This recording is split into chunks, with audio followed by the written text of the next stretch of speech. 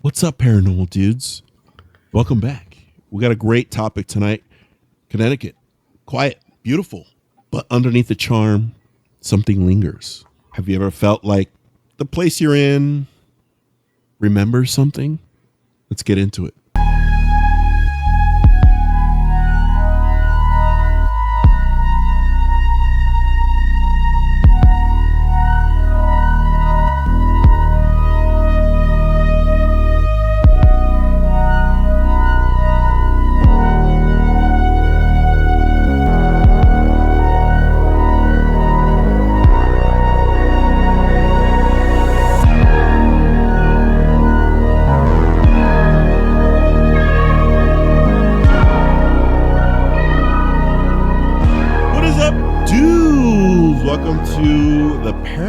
Dudes Podcast, episode 43.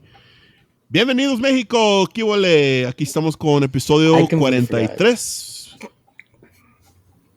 Continuar. Welcome back. Last episode was cool. We got into a lot of Ed and Lorraine Warren topics, but this time around we actually are kind of continuing that same route or theme, I should say, but not necessarily wrapped around Ed and Lorraine Warren. They'll have some cameos here and there, because tonight we're going to be discussing why Connecticut is so haunted. We talked about it in previous videos. You could check out the other videos. We referenced that here in the corner. And yeah, it should be a great night, a great episode tonight, spooky night. And of course, I always have to ask before we continue, anybody on the pod, any of the three of you have experienced anything paranormal since the last time we spoke? I have not, but okay. I will let Jessie know, or let me know if there's anything. If I don't have anything spooky that happened to me, I'm just gonna let her feel what she's feeling through my screen. If there's anything, or I can bring the doll. Let me know. Oh yeah, I want to see the doll eventually. That's it. Oh, okay. I actually had a really bring your mic closer, Jess. Bring your mic closer. Closer? Yes. Like that? Is that better? Yes, that's perfect. Okay. Had a very interesting team dinner on Friday. I went up to Oceanside with my coworkers, and we were actually talking about the podcast. And they were like, they were telling me, like, I feel like you're like an onion because you just keep peeling all these layers of like things that you do. And I was like, wow. As a matter of fact, and then I started kind of like doing like a reading for them, and they were like going crazy. Because I was like, there's this, one of my coworkers, like her grandma was with her, and I was like, there's this like person that's always with you, and it's this and this, and I described, and she's like, oh, or not her grandma, but her grandpa. And then another coworker showed me a picture of her grandfather, and I was like, well, this is your grandfather, blah, blah. So like they were like crying. Like I was like, just trying to eat my filet mignon. It was really cool. It was really cool. And then it turned out like that they were into that stuff. And so we started talking about scary stories and stuff. So I got a few for them to submit for later. But yeah, that was my weekend. Okay. I mean, 50 comments and 50 likes. Jessie will do a reading for you. You just send us a picture and a little description of yourself, and Jessie will figure it out. I'm just kidding. No description. So, what about you, Ethan? Anything crazy happened to you? Not really. Just weird dreams, I guess. But nothing like... Anything with the Easter Bunny happened to you, Ethan? I guess I can pose a question. Sure. I guess for this small segment here is, so I walk my dog out, right? And the latest I go is maybe like 1:30 in the morning. Mm-hmm. And there's this empty unit that has been empty for like since I've been here. And I don't know why. Like, do you guys ever like look into like empty places like that, and you just like Yes. you want something to appear, but then at the same time I don't. Like, I don't think it's that you want something to appear. I think it's you send something in there and you're curious. So you see it. Like when I passed by that house down my street where like we're at like clairvoyant levels here. Jesse's the clairvoyant master and Osk is the clairvoyant Padawan learning as he goes along, and Jesse's kind of giving him pointers how to open up a little more, and it's kind of cool to witness that on the pod. Yeah, it's cool because like the things that I think, I'm like, oh, this is what I think, but she's like, no, this is what it is, and it's like it makes complete sense. But right, I almost got taken by a ghost last night too, and Sergio didn't answer me. Oh. Yeah, coincidentally she was on Dogwood Road, the one that was on our podcast here. If you haven't seen that episode, one of the mornings, I was Sergio, I'm on Dogwood. He's like, I'm gonna go to sleep. Yeah, damn. I'm on Dogwood. I was like, I'm going to sleep. I got stuff to do by interviews in the morning. I was like, okay, well, but if I don't return tomorrow, you know why. So she told me before we started the show that if she was being massacred, or I don't know what she said, that she wouldn't bother calling me because don't call Sergio, you guys. Call me, I'll answer you. Actually, the worst person to call if you're in trouble is in this call. It's actually Ethan. Don't just text, calls all together. Just don't even bother. Ethan's only available after 4 p.m. from my experience so far. No, I mean he's not wrong. But back on the topic of empty houses, I've been obviously, so I've experienced things in empty houses when I'm looking at places to rent, or for instance, when my parents were looking to buy a house when we were a lot younger in Calexico, California. And so in that same house is where the Yoo-Hoo story happened. If you haven't seen the Yoo-Hoo story, it's up here. And it's when we went in there. So without naming any names, someone that we know, their father passed away in a certain manner. And I don't know if it happened in the house or if it happened elsewhere. Regardless, there's probably some residual energy on the manner that it happened. And I remember we went, you just felt uneasy walking in that house. Something's wrong with that house. Now, I don't know after we left if someone cleansed it or saged or una limpia. I don't know. Maybe they should. Yeah, regardless, I don't know if they've done something with that house.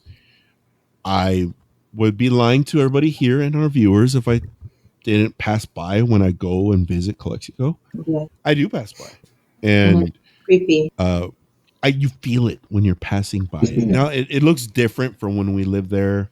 They did some remodeling and it looks nicer, but you could do whatever you want to a house. That energy is still going to be there. Period. Now, Jesse, correct me if I'm wrong. After Olympia, or for non-speaking audience, cleansing of a specific area or house, does anything still latch on even after the cleanse? Yeah. It could. Just depends on what kind you do, what type of spirit is there, if it's good or bad. It just depends. Like that house, you could still, even when you pass by, like just looking into Danny's window is like freaky. Yes, it is. And I used to hate it was like late and I had to pee and I had to get up and go to the bathroom. I was like, oh God, I'd be like, Sergio, close me to get water, because I was like, it was so freaky in that house. It was. And then Ethan's room was painted with, was painted with clouds, like a little kid's room. No. It was like 2003, so you guys are still okay, 2001, 2002. Mm-hmm. And you guys are still relatively young at that point, Ethan and Osk. And that's the type of room Ethan had. But Ethan never slept in there, ever. I don't even think he played often in that room. Very little. No, I didn't. And he was scared. And we never knew back then, but, now we do. So it's a nice little catch up on our current event on ghostly things. But yes, Oscar, I do get it. Like when abandoned houses, we've been to abandoned houses or houses that are empty. I've experienced them in both in that instance with that house and when now in my current situation looking for a new rental. Even the house I live in now, it was just it wasn't the same uneasiness that I got from the last house. This house in particular was more of, it's new. What happened here? Like on the slab next to our front door, there's a little portion of concrete that has like a family's handprints on it with names on it. Kind of creepy every time I take out the trash cans, but I don't know if that links to anything. You don't want to cover it, or do you think that will? I would love to. I would love to. I wouldn't cover it. I would love to, but in my experience, those types of things you don't touch because who knows? Okay, at this point, and I know I just cussed Ethan. Marked it. Wait, are we doing the eye roll counter for Jesse? We are, huh? Okay. Yeah. Sergio, while you're editing, make sure you put this up. Put it up now. Ba-ding, right here in the corner. We're at 15 right now. We're at about 15. So, without further ado, I have the floor this week. And like we said at the top of the pod at the beginning, and the title of the video, why is Connecticut so haunted?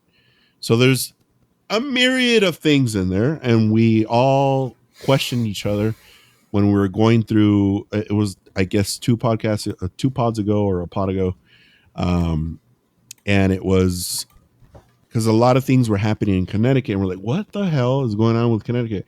I think it was a Backroads episode, as well as Ethan's Ed and Lorraine Warren as well. So, just so that you're aware, I'm going to dive into it. Just a little brief history and kind of things that contribute to why Connecticut is so haunted. I don't want to get too deep into details because there's a lot. There is a lot. But the more prominent one out of all of it, Jesse's actually going to like this a little bit. So before Salem, everybody's familiar with Salem. Yep. That's usually relevant in people's brains. That's where witches are from, or that's where they started, if you will.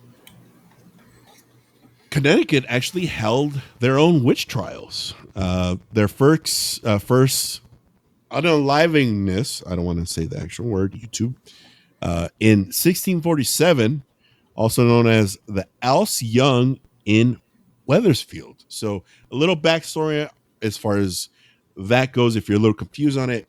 Alce Young was the first recorded person to be executed for witchcraft in the American colonies. So that's before anything. That's crazy. Okay. So put that in your mind first, back in 1647. Okay.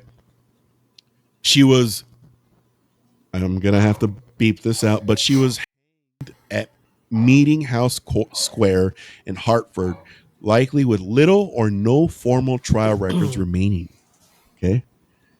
Connecticut's witch panic lasted from 1647 to 1663, almost 30 years before the Salem witch trials began in 1692. So there you have it. Wow. Even before Salem, Oregon, right? Yeah, Salem, Oregon. Connecticut had their own witch trials. So I feel like that's like the foundation when it comes to Connecticut and why it's so haunted. I don't want to get, there's so much more details when it comes to the Connecticut witch trials, but there's so much more to cover here. If you guys have any questions, please, either put them in the comments, or if you guys ask Ethan, Jesse, just shoot them my way if you're a little confused on something. So to continue on with the witch trials in Connecticut, so they had harsh religious rules, fear of the devil, and extreme isolation bred paranoia. So this was accompanied with these witch trials that they had. Over 40 people were accused of being a witch, and 11 of them were unalived out of that. So these trials left a psychic scar. Many believe their spirits linger, especially around Wethersfield and Hartford's ancient burying ground. So there you go. There you have it. We're always bringing up why certain areas are haunted or why certain areas experience a lot of paranormal activity. And I think it has a lot to do with ancient burying grounds, or as back then when we were talking about Las Vegas and why people experience so much out here, has a lot to do with the natives, as well as anything the mob was doing. I think that goes hand in hand in some ways. So yeah, your guys' thoughts so far on the foundation of where people like to believe the paranormal activity that started it all in Connecticut. Yeah, I mean, witches everywhere. Love it. Witches everywhere. What happened, Oscar? It makes sense though. Like look how long ago it was, and I don't know. I just really feel like when I think about those times, like 1600s, 1700s, like I just really feel because there was so little knowledge, like these things and other stuff that have been told during this time do exist. And like, I mean, I don't want to get all like magical and like Shrek like, but like I feel like that, like it was there, you know, like it's like when Right. they say like when was it more dangerous, right now or in the 90s? It's Right. like back then you didn't know what was going on. So even at that time, like, you know, so Yeah. if, And technology has propelled forward. And I think Ethan can agree with this, is that we have so much technology now that it's easier. I'm not going to say that it turns it into fact, but it's easier to measure whether there's a spirit or ghost or an entity in the area. And it has a lot to do with technology. Now, back in the 90s, none of that was prevalent. And to my knowledge, from what I remember, it's more of knock, knock, knock. Did you hear that? And that was it. But it goes hand in hand with what you said as well, Oscar. It has a lot to do, I believe it has a lot to do with it's so two things. Depending on the entity, how the entity operates and how it can spread its wings with energy, has a lot to do with how many people are around and how many people are believing in that specific entity or in that area. Kind of like Santa Claus, but for ghosts. If you believe in it, then it's there. If you don't, then it's not. yeah. And then Connecticut is But more on the East Coast, right? yes, I don't know geographically where it's Yeah, at, it's but East Coast. yeah, it's East Like Coast. close to, I don't know, but it's super like it's like East Coast, East Coast. yeah. So then that kind of adds to like the case of why it started in Connecticut, because that's where they started to settle way back Right. when. So you got to remember Connecticut. So it is East Coast. It's on the coast, literally the coast of the East Coast. Bodies of water It's again. yeah, and it's north of New York, and pretty much west of Newport. So it's it makes total sense. Near Pennsylvania, The Ethan. witches were doing, because it said that it only took one person to prosecute them or say there was a witch, but what were they doing? Like, can you imagine how many people just died because they were like, oh, she's a witch or he's a witch, and then they just freaking hung them because they have like one. And there is, if I can think back to school and history, there was people that were executed just because they coincidentally did something that a witch would do. Mm-hmm. And that's because of lack of knowledge. Right. It's true. So we're going to attack this not on, because usually you get two sides of the story, but we're going to attack it in the view of the people that were prosecuting these people that claim that they were witches. Mm-hmm. So there's like a laundry list of things that people believe that these witches were doing. Primarily what they were doing, they were causing illness or death. People believe witches could curse others using an evil eye or dark magic. There was killing of livestock and ruining of crops, making pacts with the devil. Puritans believed witches entered a covenant with Satan, gaining supernatural powers in return for their soul. Just a myriad of things that people believe that they were practicing. And now the gap is, the reality of it is, were these witches probably doing that? And it goes back to what Osk was saying. I don't think so. I think it's because it was a time of being, I guess, uneducated when it comes to all of that. Yeah. And you're right, Jesse, because sadly, what came of it is that it was fear that drove it. So ultimately, those, how many people did I say pass? 11 during that time. So unfortunately, they were the result of all these things that they were reporting on it and what they thought that these witches were doing. Ethan, initially you had something to say. What was it?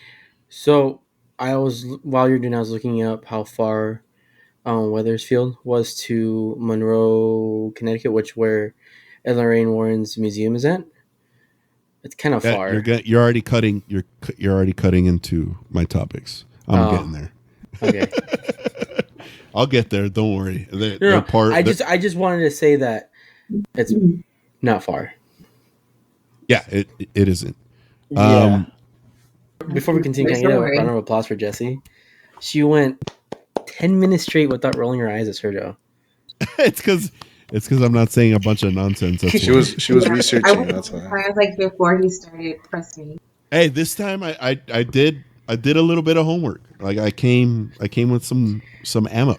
Okay, you guys could see how I outlined the show. Yeah.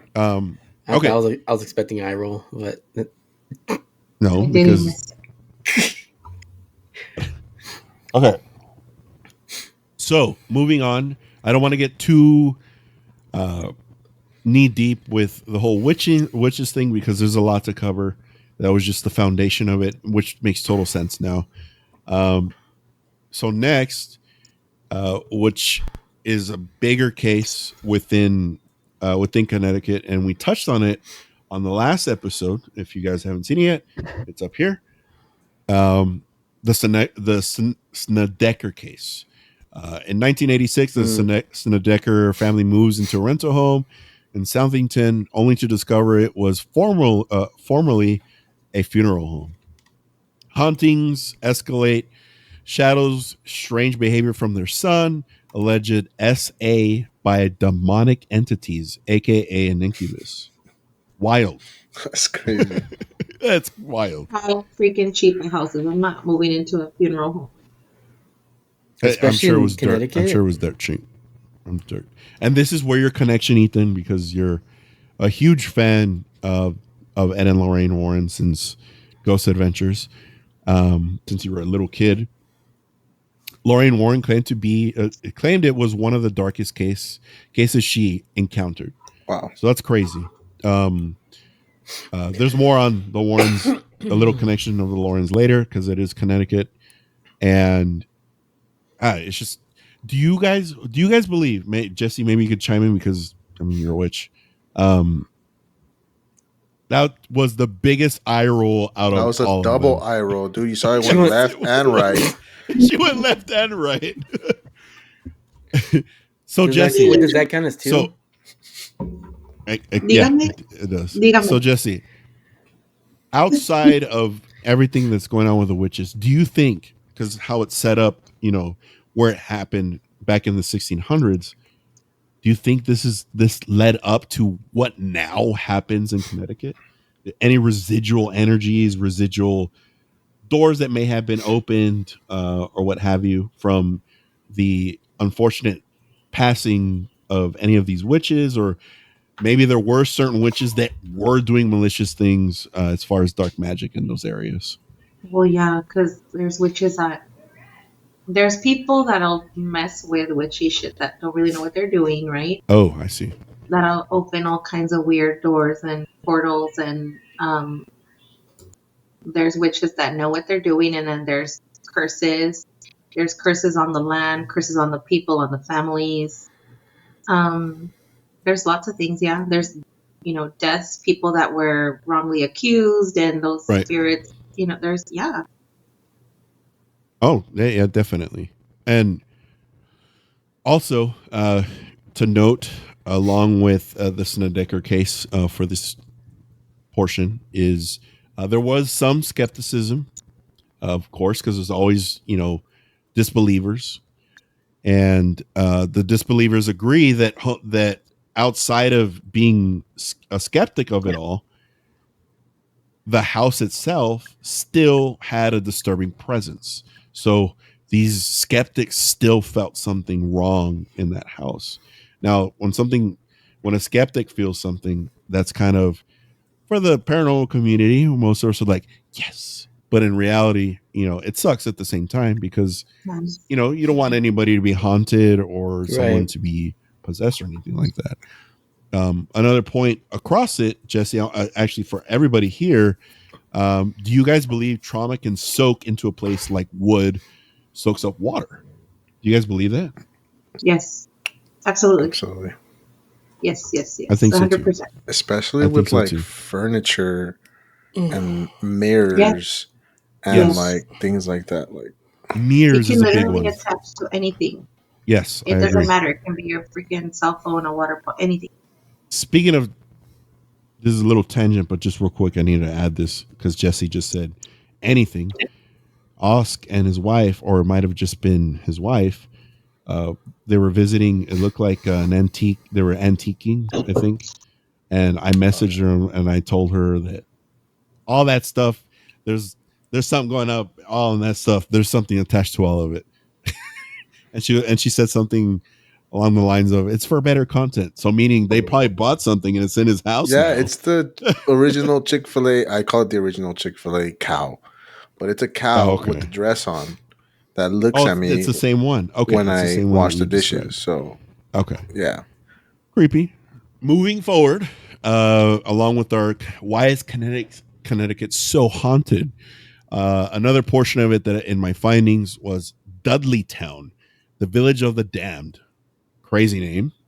A now abandoned village in the woods of Cornwall, Connecticut, settled in the 1740s. The Dudley family, rumored to be cursed due to an ancestral betrayal of the British crown. There was unexplained madness, uh, self unalive, Oh, uh, family tragedies followed. Trees grew twisted. Visitors feel nausea, panic, and paranoia. It's now private property and patrolled. Discouraged. Visiting is discouraged. That's what I meant to say. But trespassers still report experiences. Obviously, I mean, come on. If someone, Who would do that? I yeah, wonder. I wonder. Of, of course. Yeah, there was a bunch of places we visited, and we'll probably get, touch those late in other episodes where obviously it's prohibited to be in that area, but we did it anyway. Um, and obviously there was hauntings or paranormal things that happened in the area. One couple in 2005 claimed that they were attacked by something invisible while at the village. So theoretically, isolated areas amplify physical fear, or is it the land itself? What do you guys think? You think it's the land itself, not psychological fear? Wait, wouldn't you think it would be both? It could. I mean, maybe, but maybe it's something that's embedded in your brain. Okay, I'm going to this village. It's haunted, and it starts messing with you psychologically. But that doesn't rule out the fact that maybe there is something there on that land, and it could mess with you further with their psychological experience because you're opening yourself up to that entity. Yeah, I was just gonna say that foundational thought of you before even going there is putting you at that frequency of like, hey, I'm gonna expect something, and then that's why. Exactly. So yeah, that's a portion of Dudleytown, the Village of the Damned. Have you guys ever heard of that? I've not. Me neither. I mean, to be fair, Only children of the corn. none of us are from Connecticut, and we're kind of learning right now Yeah. from my research. And I hope you guys are learning too. Anybody there out in Connecticut that are hearing these stories, and you guys are very aware and you are familiar with any of these stories, please leave a comment down below, and we'll get into a discussion about it. Tell us if we got something wrong, and we'll talk about it. Send us your stories. So, the what? Send us your stories. Send us your stories. It'll put more proof in the pudding for Connecticut. Just building a case on top of that. We love it. So this next portion that butters up Ethan mostly, and no one's gonna get surprised by this if they're from the area or anybody that's familiar with their work. So Ed and Lorraine Warren's legacy is held in Connecticut, obviously, based in how Ethan described earlier, based in Monroe, Connecticut. Founders of the New England Society for Psychic Research. They handled hundreds of cases, the Amityville, Annabelle, the Parent Family, and more. We've talked about it at length in the past couple of episodes. If you haven't, make sure you go back and check them out. They opened their occult museum, now closed, housed cursed artifacts, including the real Annabelle doll, which is actually a Raggedy Ann, not that manufactured scary doll that you see in the movies. They called Connecticut Ed and Lorraine Warren, they called Connecticut a supernatural crossroads. What do you guys, before I move any further, what do you guys think about that specific quote? Supernatural crossroads. Is that more on the lines of a portal, or is it's an intersection of specific entities, or that's where they just travel through? Yeah. Think of it more as a portal. Like there's so many different things going on there. Like anything could happen. It's like a portal. It's like frequencies. It's like demons. It's like ghosts. It's like witches. It's like spirits. It's like witchcraft. Yeah, exactly. Ethan, you have something? I feel like it's a portal, and it's also like a stopping ground for like a lot of evil things too. Because I want to say graveyard, because it's not a grave, because I know they're dying there, but more just like they're being held there and they're not allowed to leave. Right. Because if I'm not mistaken, in the museum, they do, I think, daily or weekly blessings with a Catholic priest, I believe. And then that's frequent. blessings, they bless everything. And then of course they have a bunch of like crosses everywhere. And then I do know, which is kind of crazy to think about, because it's Connecticut, they do have sometimes witches coming by to even do their own thing there. Really? Okay. To stop certain things from leaving, or put in certain spells and stuff so things don't get out, like protection spells or anything like that. Yeah. And if you like Havada Godavra or like Lumos. No, it's that was actually a huge eye roll, by the way. It went in a 360. But continue, Ethan. But if I remember watching a documentary, the door itself that they have, yes, it has a bunch of locks like the movie, but it's not kind of the same. But I do know one of the things that the witches do what they do there is they put a protection spell on the door itself from things Oh, from wow, leaving. okay. Okay. So yeah, that's why I feel like it's not really. I wouldn't say there's a portal because nothing's allowed to go out of that area, but it's Right. also a stopping ground for a lot of evil things like That Annabelle makes sense. or That things makes like perfect that. sense. Ooh, it's getting kind of spooky. You guys getting spooked out a little bit? I'm a little bit. Jesse is forever going to say no, nah, I'm that, I'm that. There's also I'm that witches that go and get like soil and dirt from there to like conduct Really? spells. Oh Really? shit! Okay. Yeah, I was reading Sorry, it right Like now. that On was very not. I was not fertile. expecting that. That's Yeah, wild. I'm sure it's like the energy's embedded in that the soil of those areas. So I have one other thing I want to ask you guys before we move on. So do you believe Ed and Lorraine's operations in the area in Connecticut attracted more hauntings to the state than if they didn't do anything like that? Do you think they contributed to the abundance of hauntings or paranormal activity in Connecticut? I I would think so. say no because most of the cases are already stuff is already It's already happening. there. Yeah, there's already Right. something there. It would have been different if like they're trying to provoke something for something to happen. Right. I would probably say maybe the area, maybe the home they're in, probably didn't have anything when they first moved in. Yeah, But I'm sure. Yeah. now, I mean, even I feel like even if they took away the museum and took away all the artifacts, I feel like the house is just it's messed up at this Oh, of point. course, because of all the cases they went through, and Yeah. I have to echo what you said, Ethan. But Mm-hmm. more of my answer is yes and no.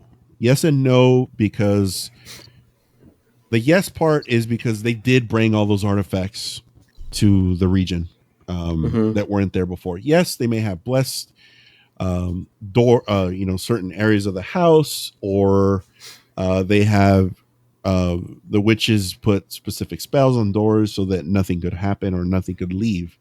But regardless, that entity is displaced and now put into a new Mm. location. So I think because it had to travel there, Right. I don't know how it was how it was packaged, whether there was any kind of blessings or spells or protection spells that were around the package in order for it to It get there. has to be. They There had to be, have because to seal imagine it it. traveling that whole way to get to their museum. That's like Damn. It's terrorizing like a everything that it's vampire. around. You want a boat? You know what? That's a good question to ask. How did they transport things? Did they put them in this protective thing, or was just like just whatever, just left it out or in a Like the suitcase or possessed guy whatever? that traveled from Florida No, to. I'm sure. Oh yeah, No, that guy. that guy. But I'm sure that there has to be some type of seal, some type of protection Yeah, there spell Yeah. has to be. in a specific person to travel with them. Yeah, for Yeah. sure. For I sure. agree. So, what do you think, Oscar, as far as them operating in that area? Did they create more hauntings than the region would have, or they didn't? I felt like it kind of amplified it a bit, but I feel like everything that was done before was like it was already there. Like since the first unaliving of the prosecuted people, right? I Yeah. feel like everybody, I mean, information travels eventually through the years. So people are like, okay, Connecticut is the spot to go for this, right? Hmm. So people that, just like Jesse was saying, the people that can or think they can do it or attempt it, they kind of all attracted that energy there because I'm sure over the decades, people were going and looking for things or summoning things and such until it got to this point of they're doing the cases. Like, it just kind of amplified, add on to that. But I don't think they started like everything. Totally. Yeah, I totally get what you're saying. Yeah. Um, but yeah, the bulk of it was obviously because of how famous a lot of their cases became, or because it kind of spilled over into the mainstream or pop culture, I should say. and a lot of their stories, obviously, with Annabelle, the Conjuring, and Amityville Horror. Obviously, this is going to be that was going to be a big portion of why Connecticut was haunted. But just to put more cherries on top of this Connecticut haunted cake, there's more, dude. There's more, dudes. Honestly, there's more. So next, and I think this is everywhere because we've seen this on any kind of paranormal investigation show or anything like that. Haunted institutions. Now, this ranges obviously from yes. See, look, that eye roll from Jesse was like, oh my god. It wasn't. She has like specific eye rolls. This one was like an intriguing one. It's not. I'm annoyed by the dumb things Sergio's saying, so it's a good eye roll. Can I say one thing before we leave from Ed and Lorraine Warren though? Yeah. And I think Jesse can kind of help me with this too. A lot of I know we talk about Ed and Lorraine Warren a lot, but I know a lot of people say that you mean you do. Okay. But wait, who's Ed and Lorraine? Oh my god. A lot of people say they're fakes or whatever because they say, why don't they just burn the artifacts? Wouldn't they just leave it? I'm like, no, you don't want to do that. No, that's dumb to do. And people are like, how can artifacts have possessed things? It doesn't make any sense. They're just fakes. It's easy. Why don't they just burn it and just have the demon leave? And I was like, I'm thinking in my head, I'm like, it doesn't work that way. How it doesn't work that way though? It would just find another host, right? No, yeah, it would just roam around. Yeah, am I right? Am I wrong, Jesse? Yes, it would. You burn it, that's not anything. Definitely. So, like I said, haunted institutions. So there's two main ones in me looking up all this information. Fairfield Hills State Hospital and Newtown, Connecticut. Is it Newtown or Newton? Correct me in the comments. So this abandoned mental institution, it's always a mental institutions because of how they were treated. That's what I believe. Closed in 1995. It contains underground tunnels. It also had, meaning in its operation, it had underground tunnels to move the patients around.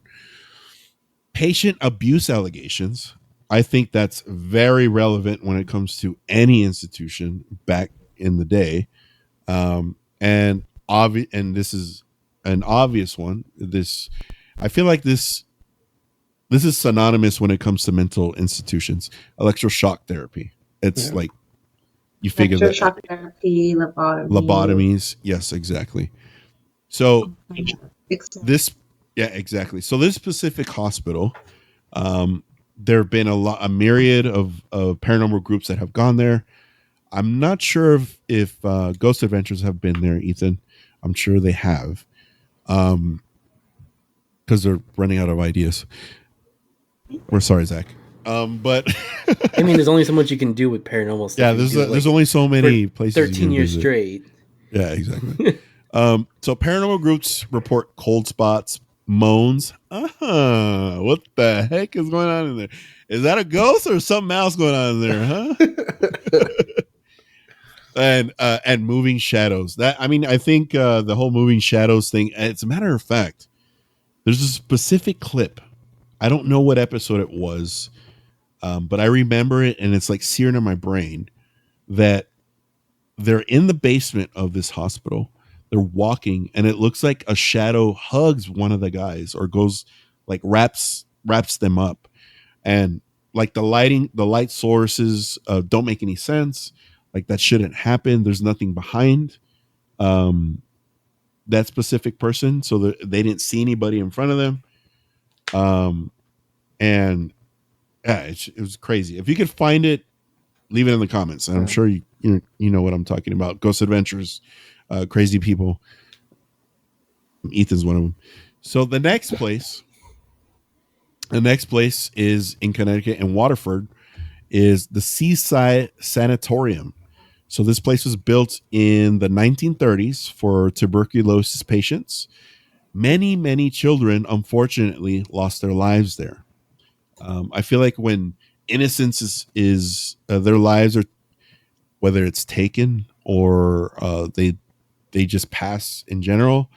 I feel like because they're so innocent that, now correct me if I'm wrong, Jesse, I could be wrong, but because of that innocence, sometimes they get lost into what we call the plains of purgatory because of that innocence. I'm not saying all the time. I'm saying sometimes. I, I just think it just depends. Like, I know hospitals have a crazy frequency because there's so much death that they do tend to get lost in places like hospitals. There's more like lost souls, I guess. Okay, I mean, it makes sense. So another portion of the Seaside Sanatorium is the haunted shoreline structure. Figures are seen in windows, voices in empty hallways. I feel like that's everywhere. Not necessarily in this place, but it adds up, is what I'm trying to say for a place that's deemed to be haunted. So this location is currently fenced off and not available to the public, but obviously people that are thrill seekers, they're going to go in there anyway, like we outlined for one of the other locations. So this is another portion. So it's a lot of things, and we're near the end, just so that you're aware if you're a viewer and you're like, what else is going on in this place? There's a lot of crap. There's a shit ton of stuff that happens in Connecticut. I guess you could say that a lot of things happen in a lot of locations, but we've even like encountered it within our podcast is whenever we speak about certain things, whether it's a back road or specific hauntings, Connecticut always comes up. Yeah. It's always there, and exorcisms happen here all the time. So it makes sense. So this is another correlated story from the cases of Ed and Lorraine Warren. Ethan, you're going to be happy about this. Is the Union Cemetery, the Lady in White. We've already said this. It's always Lady in White. That's one of the ones that we talked about. Yeah. Yes, of course. Yeah. So it's one of the most haunted cemeteries in America, period. Sightings of a glowing woman in white gown often seen near Ed Warren's grave. That I didn't know. That part I didn't know. Seen around Ed Warren's grave. That's wild to me. Possibly. I think you're right.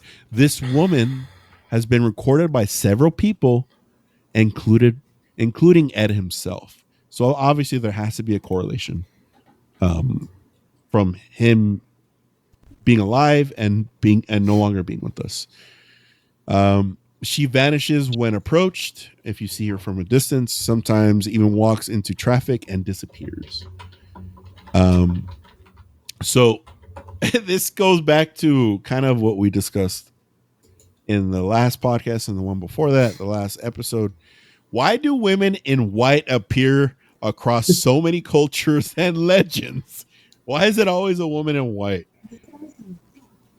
Now, do you think it's because that's what our brains are programmed to be that way? So the energy and the spirits are like, I'm going to dress up in white for this person. Because when you die, you see like the white line. Maybe. But you know what's interesting though? A lot of these ladies in whites or whatever, they're supposed to be evil, but isn't white supposed to be a sign of purity? That's what I was going to say. That's what I saw. It's like Thousand likes, and we'll send Oscar to Connecticut to the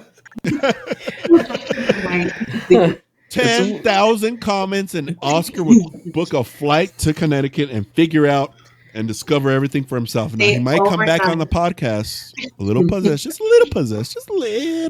I'll find out if the dress is white or blue. All right. So but it's like what Ethan said, like it's either purity or like new beginnings, and maybe that's like they're just lost in that, trying to figure out where they're going. I don't know. Because if you really think about it, a spirit or entity that's doing something malicious, they're never in white. They're always what? In black. Why is I don't know. Even our imagery on some of our shorts, our entities are always in black. I don't know what it is, but it's the way it's drawn up for paranormal, I guess. So Most of the evil things I've seen have been in blood. yes, I agree. Same here. Always. Oh, I thought Ethan was saying something. He's just sneezing for like. I was sneezing. Sorry, I had to mute myself. Okay. So we're rounding up this crazy topic. Layered in history. They go and these are why is Connecticut so haunted, and these are just theories to compile on to everything else we covered. Um, Obviously, like every other land in this country, in the United States, Native American trauma is involved, along with colonial violence and old world superstitions. So obviously, that's going to play a huge factor in why this particular location, this hotbed of paranormal activity, is so robust when it comes to that type of energy. I'm sure there's so much emotion and death. Um, does that equal lingering energy? Do you guys believe that emotion and death has any to play with that? I think so too, Oh, and I think absolutely. yeah, for sure. And I feel like the listeners are viewers. They believe that as well. Or else, why are you watching this pod? And you should be. Don't watch anybody else's pod but ours. No one else's. Um, we're cooler than everybody. Look, you see that eye roll? That Of was course. three. She did the That first was like, one, and then she did yeah, a and then double she. again. Yeah. So everything that I brought to the table for Connecticut, obviously, I couldn't get too into depth as far as all of the topics, because then the pod will be like 3 hours long, and we can't do that. Maybe we'll have a Connecticut part 2 in the future. Who knows? But what do you guys feel with everything that I gave you up until this point?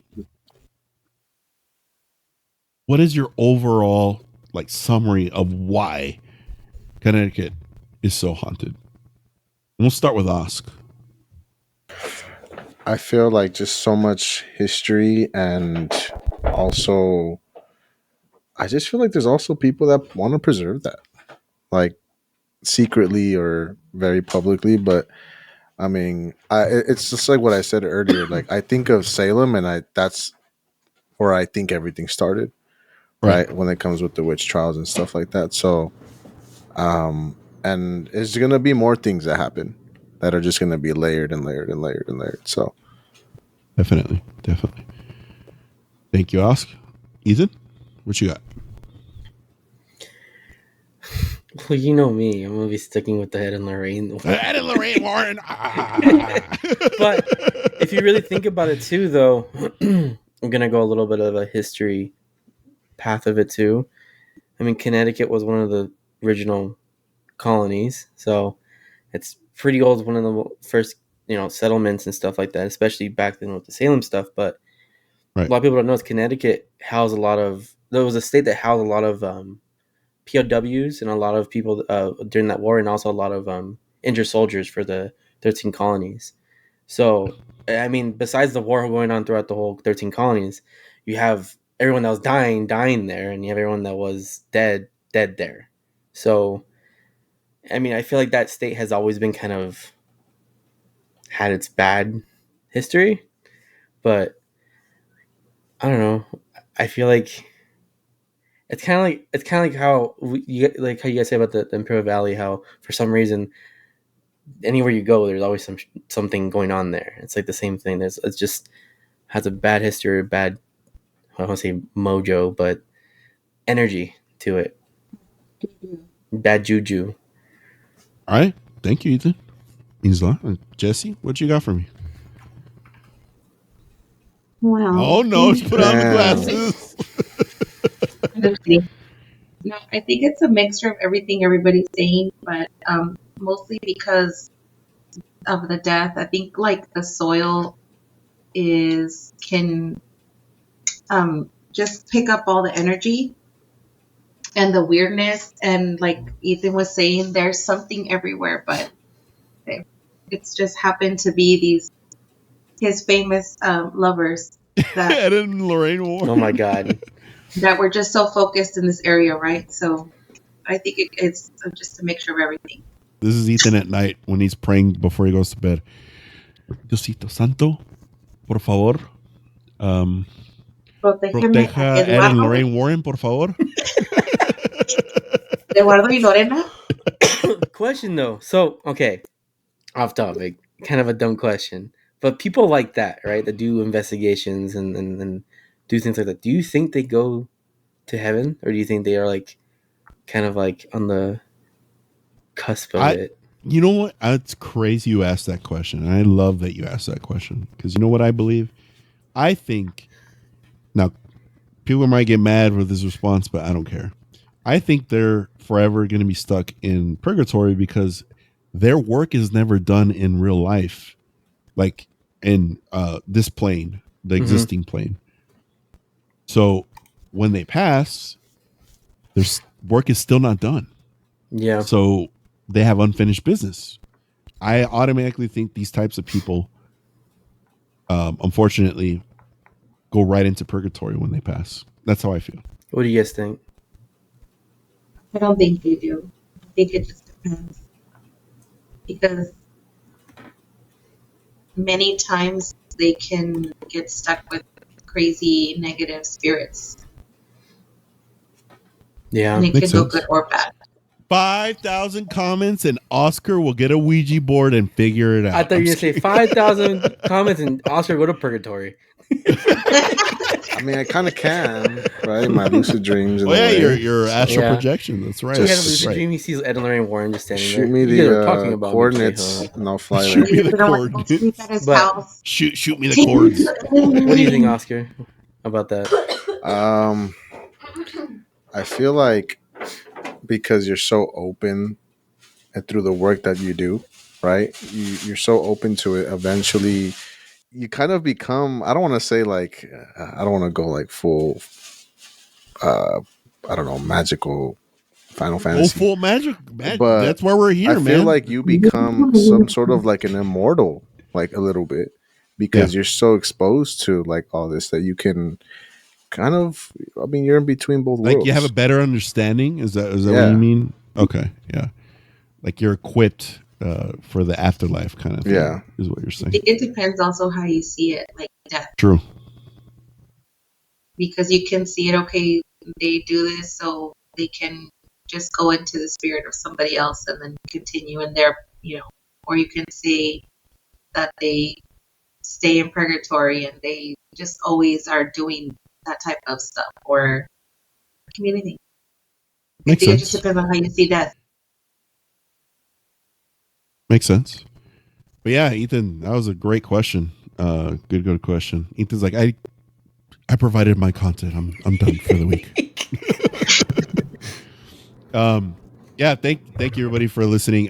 So just in closing, Connecticut just isn't haunted. It's saturated with all these stories that we were covering for a little bit. Obviously there's more.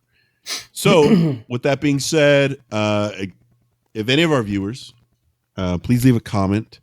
If you have experienced anything in Connecticut, if you live there and you visited any of these places, please leave a comment. And like we said, we'll get into a discussion about it. And even more so, if you have a specific experience in Connecticut or close to any of these areas, drop a comment. Actually, email us at paranormaldudesstories@gmail.com so we could feature it on here, which is a great segue into our next section, which is the viewer submission. See, I'm good at these segues a little bit. Not to amazing. Yes, amazing. We don't want to jump off the whole Connecticut topic too quickly, but unfortunately we're running out of time. And I feel like we could talk about Connecticut for like 5 episodes. We might. With that being said, we have a submission this week, which thanks again for everybody that's submitting. This week we have a story from a good old friend of ours. His nickname is Buddy, and thank you for the submission and his story. Now I haven't read this yet. We're going into this blind, so we're going to be able to experience it together, along with you as the viewer, and that's how we want to keep our submissions, and we don't want to know anything about it beforehand. So this is from Buddy. He's saying, "Hi guys, hope my story isn't too long. I got many more to share if you guys want to hear them, which we do. Like Jesse, I am too kind of sensitive, but not half as much as her, though. I think we can all agree that I haven't met anybody that's as clairvoyant as Jesse. Although I still have my medium Angel, who I see quite regularly. But here's my story below. Many years ago, gosh, we're getting old. 20 years. Okay, he's like just kind of monologuing a little bit. We appreciate it, buddy. Honestly, 20 years ago, I began a security job at my local fairground that quickly became one of my favorite jobs I would ever work in my life. Throughout my 19 years working on this property, I encountered several paranormal experiences, some scarier than others. My first of many experiences on this property was a spirit that this day will still visit me in my home and seems to enjoy freaking me out. Okay, that's what? Imagine from your workplace to your home. That's crazy. October 22nd, 2004. I was assigned to work a large-scale Halloween party for a local business with about 250 guests or so attending. Myself and my partner had chosen to work the perimeter of the venue, ensuring none of the guests were wandering around the property where they do not belong. This party already has us on edge due to a couple incidences where guests were getting a little too drunk and fights were brewing. Our second team was inside the venue and was to watch the indoor crowd and call it if anything happened. While conducting a patrol, I noticed standing approximately 100 yards from me was a man dressed in Western wear leaning on a wall near the FFA barns, which, if you don't know what FFA is, it's Future Farmers of America. It's a big thing in Calexico, actually the Valley. And it wouldn't be strange for someone in cowboy gear or Western gear to be there. He says, I immediately called out stating, "Sir, you're not allowed in that area." At that moment, this man, tall, thin, with a white cowboy hat, looked my way and turned away calmly, talking further into the barn area. I then radioed my partner to let me know I was now following a person into an off-limit area. My partner confirmed my radio traffic and started his way from the other side of the building to my location.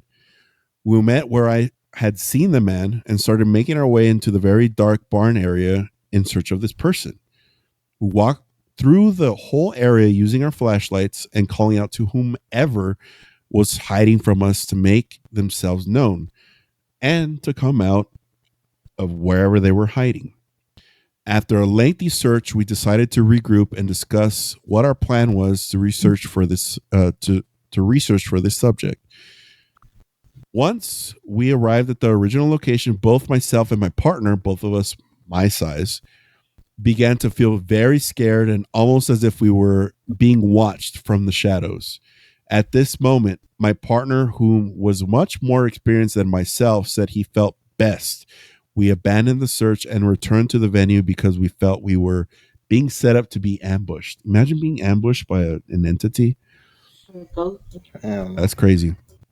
I agreed with him, and we returned to the venue. As we arrived, we both turned around, and the exact location where the cowboy was leaning, on the exact spot I seen him, I almost as if he was taunting us to come over. Oh my God. Come over. Come after him again. We then called out to leave the area, and with the same calm demeanor, he looked our way and walked away, disappearing into the dark barn area. From that day forward, we only knew him as the cowboy. And for years since, I, as well with many other security officers, would report this figure the night during fairground events roaming the property. This occurred till my final year working the fair. I became disabled and was no longer able to work. But my first year not working for the fair of my home, at my home, I was visited by this old friend, calmly walking through my home and disappearing through the wall. This is one of the many sightings and experiences that I've had, but I think this is one of the most memorable because it, along with another, made the local news when I was interviewed by many years working at the fair. Just thought I would share something with the Paranormal Dudes, maybe come back sometime and other stories I have encountered. Buddy, we appreciate the story. This is a crazy story. Imagine everybody on the pod and any of our viewers, if something similar like that has happened, drop a comment, because that's crazy to think that at your place of work. Now imagine if you're a security guard at a fairground, at these abandoned hospitals, and you experience stuff there, and it follows you home. So this is years ago. We're talking 21 years ago, and it's still chilling at Buddy's house. Has anyone had a ghost trail them home from wherever they went, or entity in general? Anyone here? No, not me. That's wild. So though. Just imagine that, and just so everybody has context here, Buddy is like 6'5". He's a huge dude, okay? But he's a teddy bear at the same time. Yeah. And with stuff like this, I remember we would experience, because we out in Connecticut, obviously me and him we're in a friend group, and we're really good friends, and we still have a really close connection. He experiences these things, and while I was with him, like, he'll tear up when he experiences paranormal things. So it's beyond nuts to feel that. And we actually have, thanks to Jesse, we actually have the link where you can see the article that Buddy was talking about, and you'll actually see Buddy in there with his partner. We'll drop the link in bio.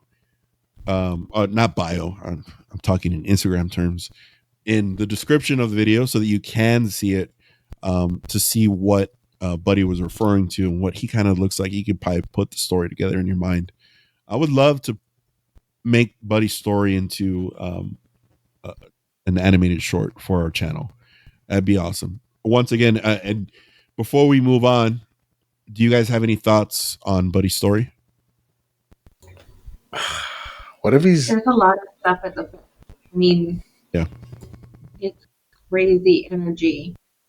And not just because of the borrachos. Like, even like certain areas that when you walk through, like the buildings and like the barns especially, it's very, like, the energy is crazy. Yeah, I agree. And keep it so that everybody's aware. The fair that we're referring to is the Midwinter Fair. If you want to look it up, it's in the Imperial Valley, out in the middle of the desert, by those bordering towns of Mexico, and that honestly is a hotbed. It's like a little mini Connecticut. See how I connected the two together? It's like a little mini Connecticut out there. It's crazy. But regardless, we want to. Oscar, did you have something on Buddy's story? I'm glad he didn't like go and follow it, but Yeah. It would have been cool to see what would happen. Not him, but like a camera or something. It would have been like a crazy. You're saying it would have. Yeah, it would have like exploded the story if you would have followed the. Hell no! If there's an entity and it's telling me to follow them into a dark area, yeah, no, I'm out. I'm done. But you know what? I commend you, buddy. If you're watching, and I'm sure you do because you're an avid watcher of the show, I commend you, because if this was me, I'd be like, I'm quitting this job.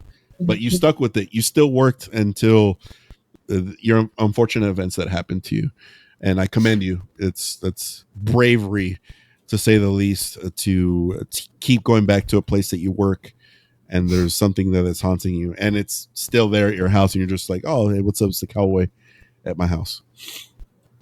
So we're actually nearing the end of the show. I want to thank everybody that contributed to today's show. Thank you, Ethan, Osk, Jesse. Thank you to Buddy for submitting your submission. Crazy story. Anybody out in Connecticut, please leave a comment or submit your story to paranormaldudestories@gmail.com. We would love to hear from you so that we can dissect your story, kind of like what we did with Buddies, and share it with everybody because it's very important. You guys have any closing thoughts for our viewers, listeners, or anything like that? Anything you want to shout out before we go? I love Just it. let me. Oh, Go ahead. Oh.